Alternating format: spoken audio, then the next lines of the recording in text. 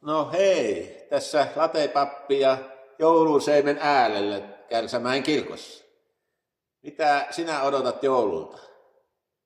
Kenties rauhallista, levollista lomapäiviä, kavereiden kanssa olemista, kotona perheen kanssa olemista, yhteistä rauhallista aikaa.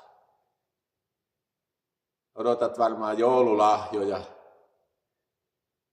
joulukuusen äärellä, kynttilän valossa. Odotamme joulua, odotamme joululahjoja. Mitä sinä teet, kun saat niitä lahjoja, joita olet toivonut, joita sinulle sitten jaetaan? Otatko sen paketin ja pistät hyllylle pölyttymään?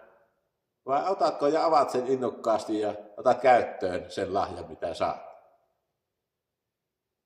Tässä joulussa on ydinasia tämä